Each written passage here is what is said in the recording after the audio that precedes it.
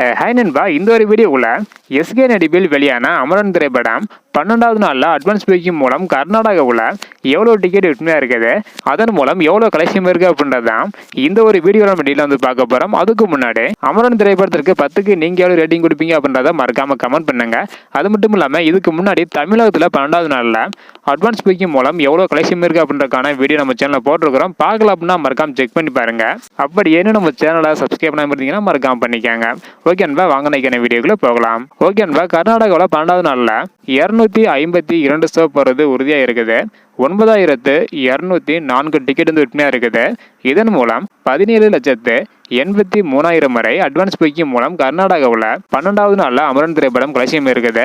அடுத்தடுத்து எவ்வளோ கலெக்ஷன் பண்ணுது அப்படின்றத வெயிட் பண்ணி பார்க்கலாம். ஓகே அன்பா, இந்த மாதிரி அமரன் திரைப்படம் அடுத்தடுத்து எவ்வளோ கலெக்ஷன் பண்ணுது அப்படின்றத தெரிஞ்சுக்க நினைச்சீங்கன்னா மறக்காம நம்ம சேனலை சப்ஸ்கிரைப் பண்ணிக்கோங்க.